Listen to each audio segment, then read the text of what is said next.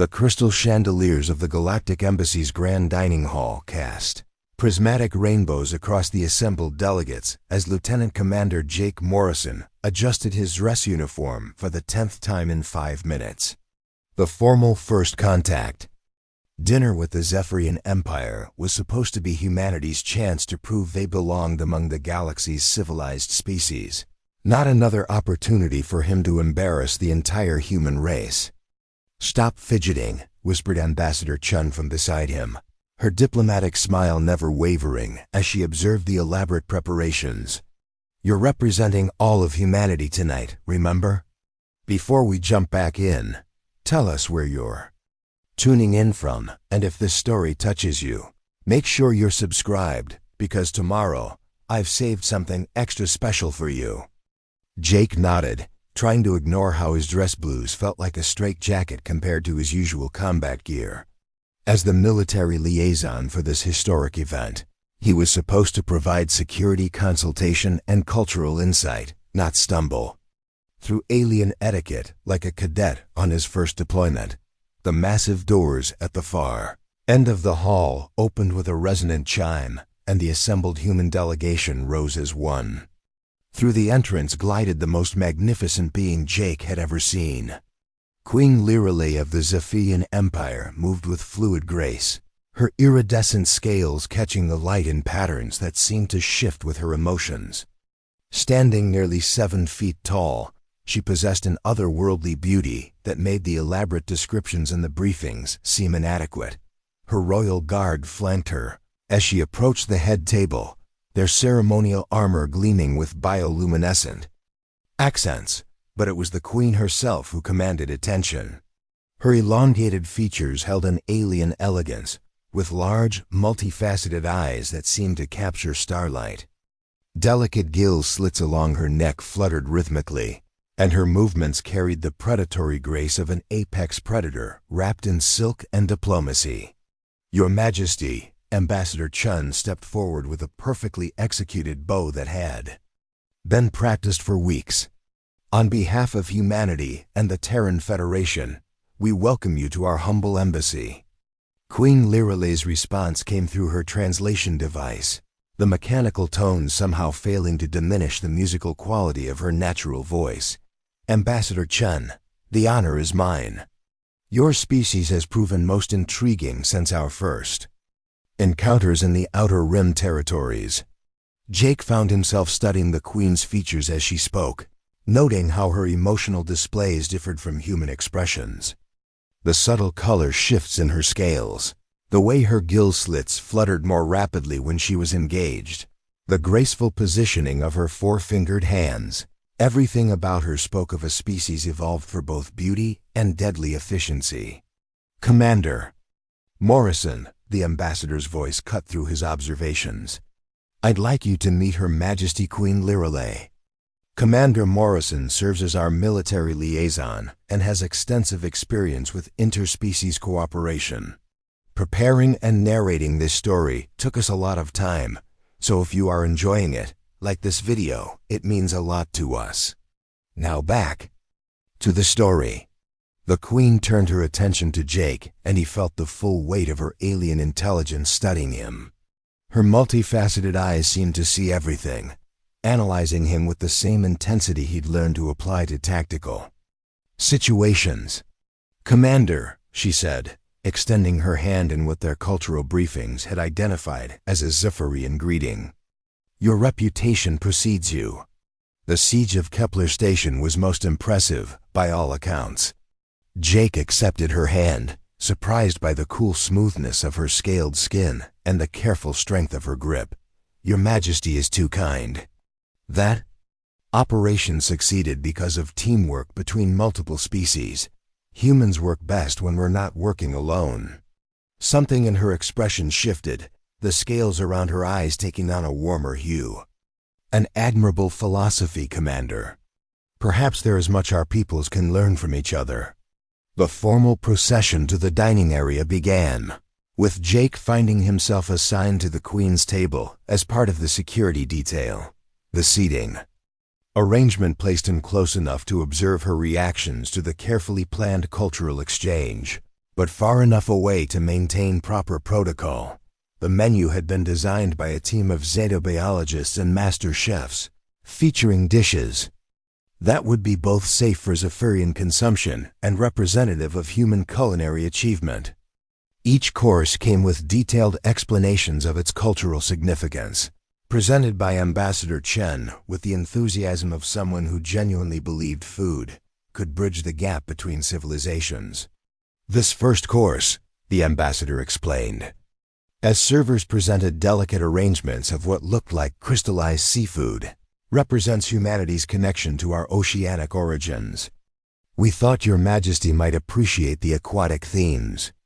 Queen Lirale examined the dish with scientific curiosity, her translation device rendering her thoughts in careful diplomatic language. Fascinating.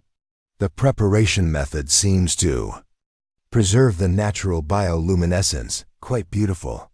Jake watched as she sampled the course with obvious enjoyment, her scales shifting to pleased patterns that the cultural briefings had identified as approval.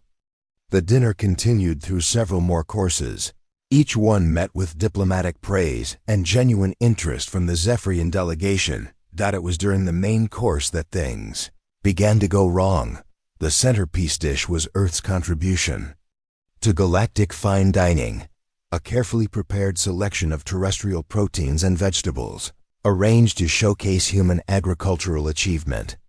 The presentation was flawless, the aromas complex and inviting, and the ambassador's explanation touched on humanity's evolution from hunter-gatherers to interstellar farmers. Queen Lirale approached the dish with the same careful attention she'd shown to previous courses. Jake found himself watching her more closely than protocol probably warranted, fascinated by the way she experienced human food through senses he couldn't fully comprehend. She selected a piece of what the menu listed as heritage grain bread, with fermented dairy accompaniment, essentially artisanal cheese and crackers elevated to diplomatic status. Jake smiled slightly at the thought that humanity's first major cultural exchange with an alien empire centered around what amounted to fancy snacks. The queen brought the morsel to her lips, her gill slits fluttering with what Jake had learned to recognize as anticipation. She bit down, chewed thoughtfully, and then her entire demeanor changed. The pleasant colors in her scales shifted to urgent patterns of distress. Her multifaceted eyes widened, and her gill slits began rapid, shallow movements that looked nothing like normal breathing. She tried to speak, but only produced harsh, choking sounds. The Zephyrian guards immediately moved to surround their queen, but their panic was obvious. They were trained to handle military threats, not medical emergencies involving alien food. Ambassador Chen rose from her seat, her diplomatic composure cracking as she realized the magnitude of the crisis unfolding before them. Medical team to the dining hall immediately, she called out. But Jake was already moving. His military training kicked in, overriding diplomatic protocol as he assessed the situation with tactical clarity. The queen was choking, her alien physiology struggling with something in the human food. Her guards were capable warriors, but had no idea how to help her, and the human medical team was still minutes away. "Your Majesty," Jake said, approaching carefully with his hands visible to avoid triggering the guard's protective instincts. "I have medical training. May I assist?" Queen Lirale's distress was obvious now, her scales flashing patterns that needed no translation. She was suffocating, and her people's advanced technology couldn't help her with something as simple as food stuck in her throat. The lead guard, his own scales showing patterns of barely controlled panic, spoke rapidly in the Zephyrian language. The queen managed a weak gesture that Jake interpreted as permission.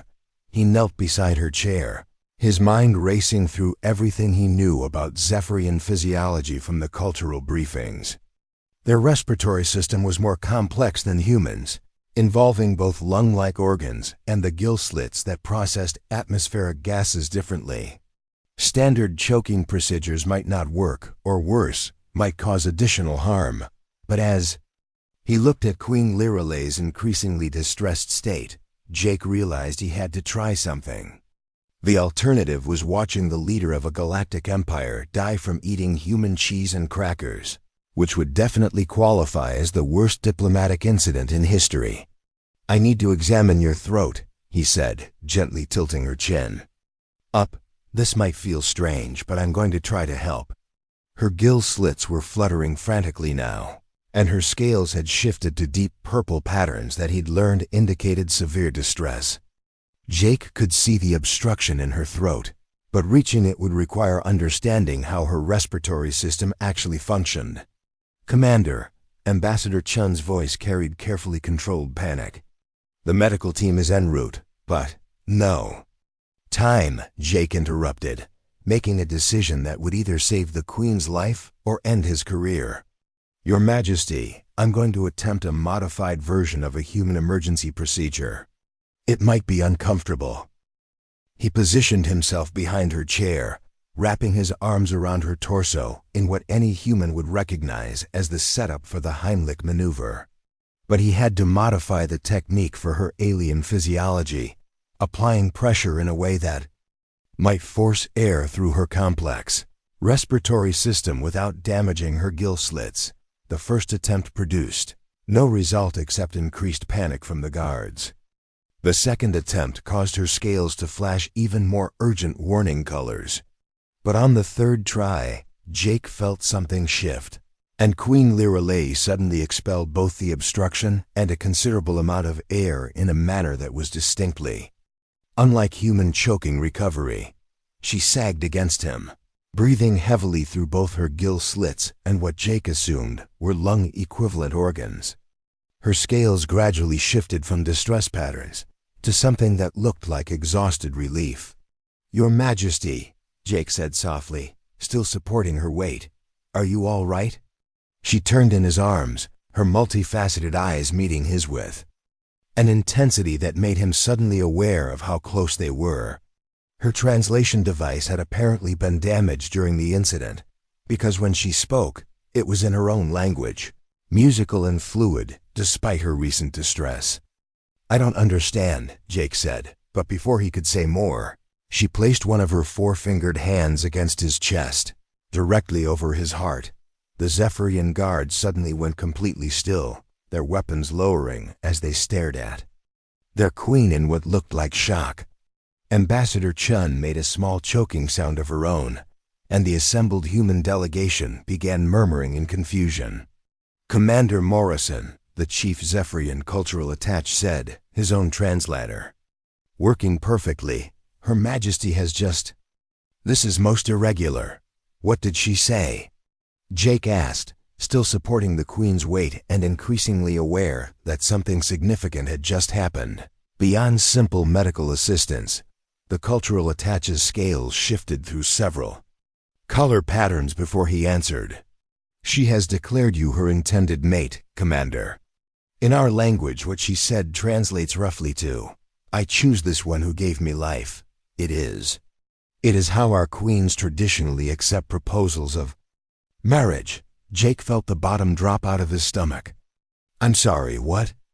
Queen Lirelei was studying his face with renewed intensity, her scales now showing patterns that the briefings had identified as affection and interest. She spoke again in Zephyrian, her voice stronger now. "She says," the attaché translated, with obvious reluctance, "that your willingness to risk diplomatic incident to save her life demonstrates the qualities she seeks in a mate. She asks if you accept her choice." "There's been a misunderstanding," Jake began, but Ambassador Chen's sharp gesture cut him off. "Commander," she said in a voice that carried the weight of interstellar diplomacy, "this is unprecedented. The cultural implications...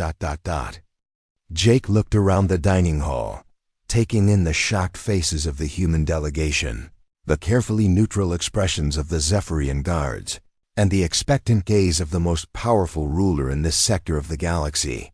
Queen Lirelei was still resting against him, her alien beauty somehow more pronounced in her vulnerability.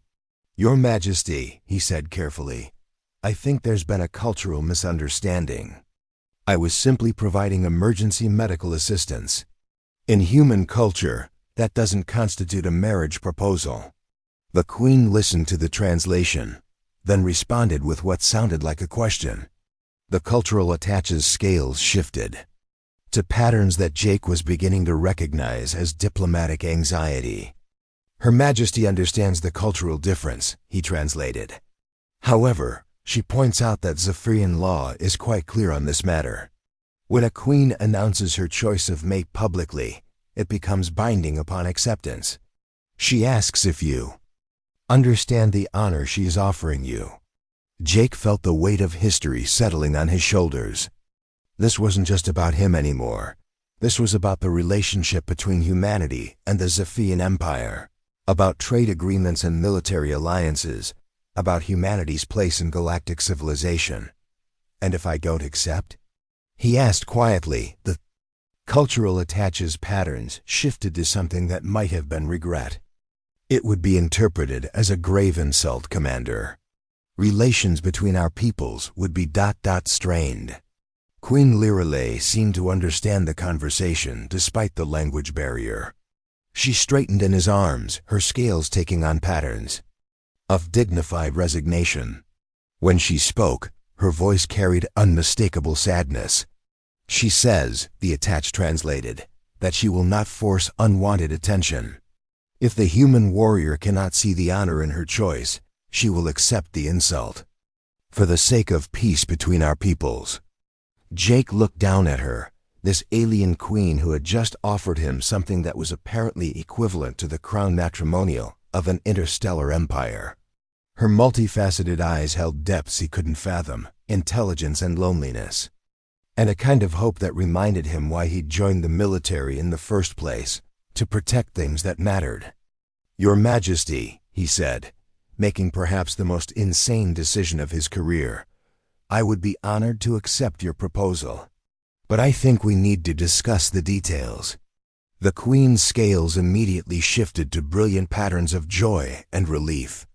The Zephyrian guards lowered their weapons completely, and Ambassador Chen looked like she was having a heart attack. Commander Morrison, she said in a strangled voice, do you have any idea what you've just agreed to? Jake helped Queen Lirelei to her feet, noting how naturally they seemed to fit together despite their obvious physical differences. Not really, he admitted. But I figure we can work out the details as we go. The Queen spoke again, her voice carrying musical laughter that needed no translation. The cultural attache's scales showed what Jake was learning to interpret as amusement. Her Majesty says that she chose well, he translated. Human adaptability is legendary, but she did not expect to find it so personally demonstrated. As the immediate crisis subsided and the various delegations began processing what had just occurred, Jake found himself still standing close to Queen Lirelei, her hand resting lightly on his arm. The diplomatic dinner had certainly achieved its goal of memorable cultural exchange, though probably not in the way anyone had planned. So, he said to her, despite knowing she couldn't understand without the translator, I guess we're engaged. Now? Her response needed no translation. The warm patterns flowing across her scales and the gentle touch of her fingers against his face spoke clearly enough. Whatever he'd just gotten himself into, it was going to be unlike anything in the military training manuals. Ambassador Chen was already speaking rapidly into her communicator, probably trying to explain to Earth Command why their military liaison had just agreed to marry an alien queen during what was supposed to be a simple diplomatic dinner. The Zephyrian delegation seemed to be having similar conversations in their own language, but in the eye of the diplomatic storm, Jake found himself oddly calm.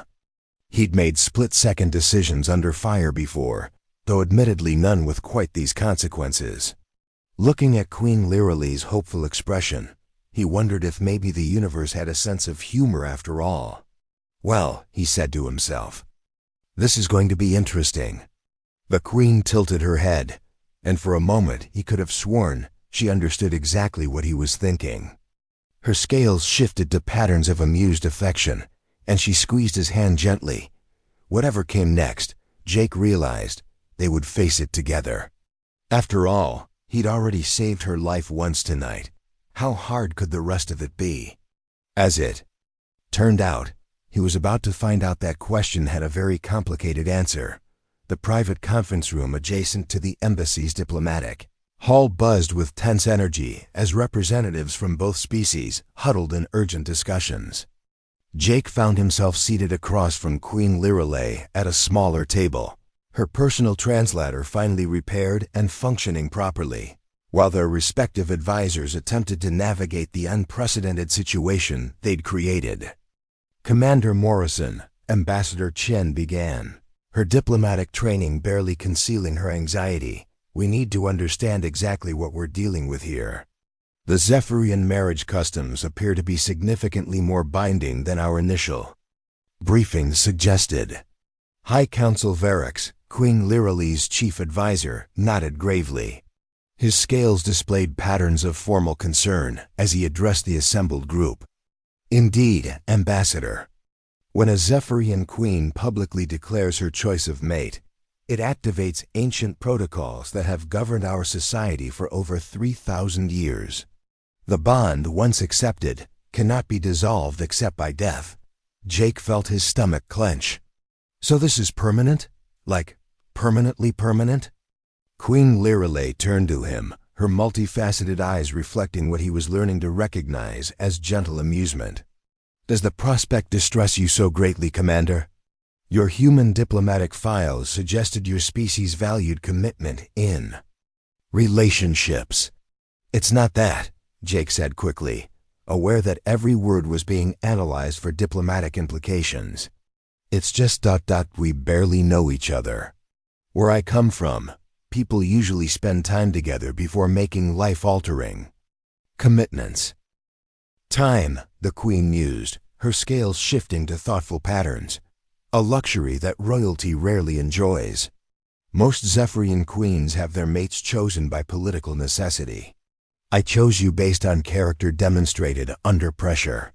Is that not more meaningful than your human courtship rituals? Ambassador Chen cleared her throat diplomatically. Your Majesty, perhaps we could discuss the practical implications. Earth Command is already asking questions about trade agreements, military cooperation, and the legal status of such a union under both human and Zephyrian law. High Council Varix's patterns shifted to what Jake was beginning to recognize as bureaucratic satisfaction. The benefits are substantial, Ambassador. As the Queen's consort, Commander Morrison would hold rank equivalent to a planetary governor. In Zephyrian hierarchy, his world would receive preferential trading status, military protection, and access to our technological databases. And the responsibilities? Jake asked, having learned to be suspicious of deals that sounded too good to be true. Queen Lirelei answered directly, her translator rendering her musical voice into crisp English. You would be expected to learn our ways, participate in royal ceremonies, and help govern 17 systems containing 43 inhabited worlds. Also, her scales shifted to patterns that might have been embarrassment. There is the matter of heirs. Jake nearly choked on his water. Heirs? The royal bloodline must continue, High Council Varix explained matter-of-factly. However, Zephyrian human reproduction would require advanced biotechnology. The process is complex, but not impossible. Ambassador Chen looked like she was having a stroke. Let me understand this correctly. Commander Morrison would essentially become the co-ruler of a significant portion of this galactic sector, and you're discussing the genetic compatibility of two entirely different species? Our scientists have been studying human biology since first contact, Queen Lirelei said calmly. Your species' adaptability extends to reproductive compatibility with proper technological assistance. The children would represent a unique fusion of both bloodlines. Jake stared at her, trying to process the casual way she discussed reshaping galactic politics and creating hybrid offspring. Your Majesty, with all due respect, this is moving really fast. On Earth, people date for years before getting married, let alone discussing children. The Queen's patterns shifted to something that looked curious. Date? Your translation protocols did not provide context for this term. Spend time together socially, Jake explained, feeling surreal about having this conversation. Learn about each other's interests, personalities, goals. Build emotional connections before making commitments. Queen Lirelei was quiet for a long moment, her scales cycling through patterns Jake couldn't interpret. When she spoke, her voice carried a note he hadn't heard before. This concept of dating interests me, Commander. In Zephyrian culture, royal marriages are political arrangements. Emotional connections, when they develop, are considered fortunate accidents. What if, Jake said, an idea forming, we combined both approaches? We're already committed according to your customs. But what if we also try the human approach? Get to know each other as people, not just as political entities. The Queen's scales brightened considerably. You propose we court each other after becoming engaged? How delightfully backwards. High Council Varix's patterns showed what Jake interpreted as alarm. Your Majesty, there are protocols to consider. The coronation ceremony traditionally follows within 7 planetary rotations of the acceptance. The fleet commanders are already preparing for the celebration. The ceremony can wait, Queen Lirelei said with regal authority that brooked no argument. If my intended wishes to court me properly, then we shall honor his cultural traditions, as well as ours. Ambassador Chen seized the opportunity. Perhaps this could serve both our interests. A formal engagement period would allow our governments time to negotiate the political ramifications while you two become better acquainted. Jake felt a wave of relief. That sounds reasonable. How long are we talking about? Zephyrian custom allows for a courtship period of up to 1 full orbital cycle, the Queen said. Approximately 14 months in your measurement system. 14 months to get to know each other, Jake mused. That's more like it. Queen Lirelei leaned forward slightly, her scales showing patterns he was learning to associate with interest. Tell me, Commander, what activities does human courtship typically involve? Jake found himself smiling despite the diplomatic weight of the situation. Well, usually we start with dinner and conversation. Maybe some entertainment, shared activities. The goal is to learn about each other's personalities, interests, sense of humor. Humor, the Queen repeated thoughtfully. Another concept that does not translate well. Our briefings suggested humans use humor as a social bonding mechanism, but the examples provided were confusing. Maybe I can show you instead of explaining, Jake offered. After all, we've got 14 months to figure each other out. The Queen's patterns shifted to what was definitely pleasure. I find myself looking forward to this human courtship ritual, Commander. Though I confess, you have already seen me at my most vulnerable. It seems we are approaching this backwards in many ways. Sometimes the best relationships start in crisis. Jake said, remembering how naturally they'd worked together during her medical emergency. We know we can handle stress together. Everything else is just details. Over the following days, the embassy became a hive of activity as diplomats from both species worked to formalize the unprecedented arrangement. Jake found himself reassigned from military liaison to what Ambassador Chen euphemistically called cultural exchange specialist, which seemed to mean spending his days learning Zephyrian customs, while Queen Lirelei learned about human social conventions. Their first official date took place in the embassy's observation deck, a transparent dome that offered spectacular views of the nebula surrounding the diplomatic station. Jake had arranged for a meal featuring foods that were safe for both species, along with what he hoped would be a crash course in human entertainment. This is music? Queen Lirelei asked as soft jazz filled the air around them. Her gill slits fluttered in a rhythm that seemed to match the melody. One type, Jake confirmed, noting how her scales shifted in response to different instruments. Humans use music for entertainment, emotional expression, social bonding. Do Zephyrians have anything similar? The Queen's patterns brightened and She began producing a series of harmonic tones that seemed to resonate through the water in her personal atmosphere system. The sound was hauntingly beautiful, like whale song mixed with crystal chimes. "That's incredible," Jake breathed. "Is that how you communicate naturally?" "In part," she replied, seeming pleased by his reaction. "Tonal communication carries emotional and contextual information that simple words cannot convey. Your music appears to serve a similar function, though created with tools rather than biology."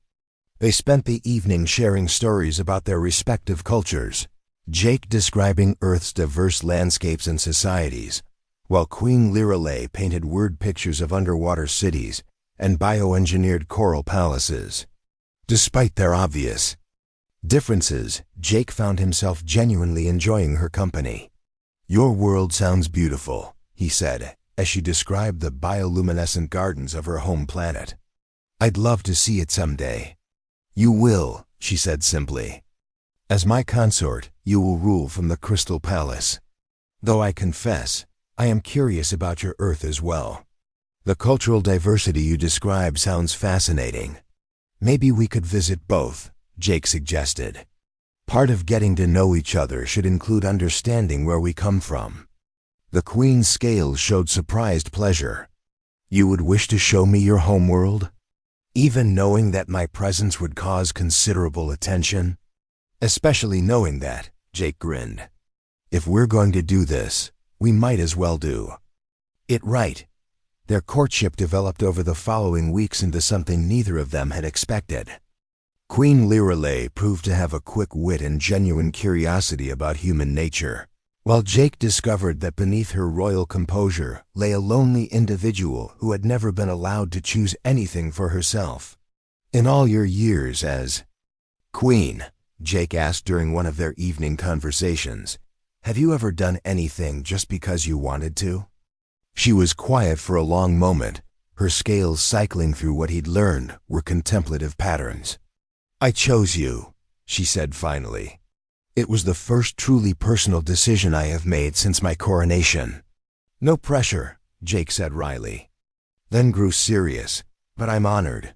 Even if the circumstances were unusual, do you regret it?" she asked, and Jake heard genuine vulnerability beneath the royal composure. "No," he realized with some surprise. "I mean, it's terrifying and complicated. And probably insane, but no, I don't regret it." The Queen's scales brightened to patterns he'd come to love, joy mixed with relief and something deeper that made his chest tight with unfamiliar emotions. "I have a confession," she said softly. "The food that caused my distress, I had been warned it might be problematic for Zephyrian digestion. But I wanted to experience your culture fully, even at some risk." Jake stared at her. "You knowingly ate something that could have killed you, for diplomacy?" "For understanding," she corrected. "How else could I judge whether your people were worthy of alliance?" Your willingness to risk diplomatic incident to save me answered that question definitively. "You're either the bravest person I've ever met or completely insane," Jake said with admiration. "As my intended, you are uniquely qualified to make that determination," she replied, her patterns showing the Zephyrian equivalent of a smile dot as their courtship progressed. Jake began to understand that what had started as a diplomatic accident was evolving into something real. Queen Lirelei was brilliant, compassionate, and surprisingly funny once she grasped human humor. She was also completely dedicated to her people's welfare, a quality Jake deeply respected. "The High Council is growing impatient," she confided during one of their walks through the embassy gardens. "They believe this extended courtship is unnecessary delay." "And what do you believe?" Jake asked. Her scales shifted to patterns of quiet determination. "I believe that understanding between our peoples begins with understanding between us. If we are to rule together, we must trust each other completely." "Do you?" Jake asked quietly. "Trust me, I mean." Queen Lirelei stopped walking and turned to face him fully, her multifaceted eyes reflecting the garden's bioluminescent plants. You saved my life when it would have been politically safer to let me die. You accepted my proposal when refusal would have been understandable. You have spent weeks learning my culture while sharing your own. Yes, Commander Morrison, I trust you. Jake felt something settle into place in his chest, a certainty he hadn't expected. I trust you too, and I think I love you. The Queen's scales exploded into brilliant patterns of joy and wonder. Love, she repeated softly. Another human concept I am still learning. But if it means the warmth I feel when you speak, the way your presence calms my fears, the certainty that I would choose you again, knowing all I know now, then yes, I believe I love you as well. They stood together in the alien garden, two beings from different worlds who had found something neither had been looking for. The political implications of their union would reshape galactic civilization, but in that moment, Jake only cared about the way Queen Liralay's scales glowed with happiness. So, he said, taking her four-fingered hand in his, ready to plan a wedding that's going to be visible from orbit. Her musical laughter filled the garden, and Jake knew that whatever challenges lay ahead, they would face them together. After all, their relationship had started with him saving her life. Everything else was just the adventure of living it. Up. Next, you've got two more standout stories right on your screen. If this one hit the mark, you won't want to pass these up. Just click and check them out. And don't forget to like, subscribe, and turn on the notification bell so you don't miss any upload from us.